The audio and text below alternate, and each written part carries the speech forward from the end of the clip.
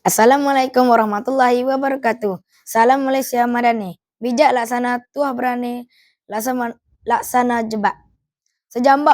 Sejambak mawar, seharun kasturi buat nakhoda. Menganjur acara kombinasi intelektual kehakiman penuh berintegriti. Seterusnya, barisan para pendengar penuh berhikmah. Tonggak kemajuan negara. Hadirin, tak kala negara baru saja mencapai kemerdekaan luka dan dukanya masih belum sempat sembuh. Negara tiba-tiba dikejutkan dengan peristiwa yang menggemparkan. Tragedi 13 Mei 1969 di mana api berkawan menyala, keharmonian yang dibina mula runtuh. Pada ketika itu, Malaysia hampir terjerumus ke jurang berpecahan yang sangat dalam. Namun daripada kemusnahan itulah bangkit satu gagasan yang menjadi payung penyatuan kita hingga ke hari ini. Itulah rukun negara. Bukan hanya sekadar tulisan di dinding sekolah atau hafalan dalam buku teks semata. Ia adalah nadi perpaduan bangsa, jiwa, raga negara, serta roh keharmonian bersama. Sidang penonton penuh santun. Mauduk bicara pidato ini membawa kita menyelami 3 prinsip utama rukun negara yang sewajarnya bukan hanya diingati, tetapi perlu diamalkan oleh semua warganya. 3 prinsip tersebut: kesetiaan kepada raja dan negara, keluhuran perlembagaan, serta kesopanan dan kesusilaan. Hadirin yang saya hormati, tonggak pertama, kesetiaan kepada raja dan negara. Kesetiaan kepada raja dan negara bukan sekadar berdiri tegak ketika lagu negaraku berkumandang. Ia adalah tentang memahami bahawa sistem raja perlembagaan yang kita amalkan adalah tonggak kestabilan negara.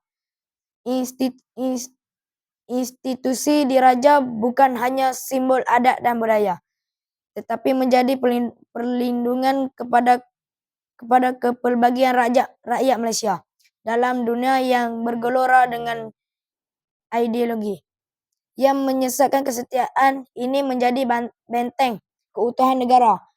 Sebagai rakyat, kita harus sentiasa menyemai rasa cinta kepada tanah air, bukan hanya ketika bencana melanda, tetapi dalam setiap tindakan harian kita menjaga nama baik negara, mematuhi undang-undang dan menolak fitnah serta hasutan. Inilah erti kesetiaan yang sebenar.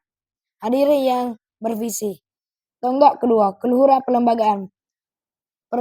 Perlembagaan persekutuan adalah undang-undang tinggi negara kita. Ia bukan dokumen kosong yang usang, tapi merupakan perjanjian luhur yang memayungi hak semua warganya. Tetapi mengira kaum maupun budaya melalui perlembagaan hak-hak istimewa orang Melayu dan Bumi Putera terus dijamin.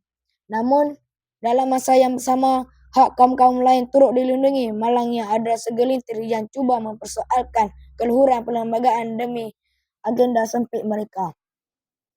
Jadi inilah racun kepada perpaduan.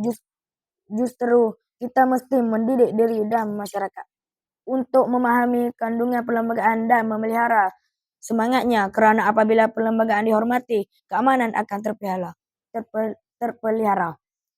Tonggak rukun negara yang ketiga, kesopanan dan kesusilaan.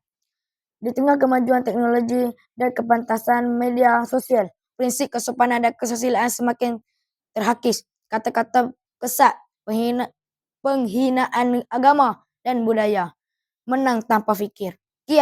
Kian membarah dalam masyarakat, padahal bangsa yang tinggi budi bahasanya, tinggi jugalah tamadunya. Sebagai rakyat Malaysia yang beradab, kita wajib mengekalkan tata susila dalam pertuturan, penulisan dan tingkah laku budaya tolong-menolong. Menghormati yang tua, menyantuni yang muda. Semua ini bukan sekadar warisan, tetapi kunci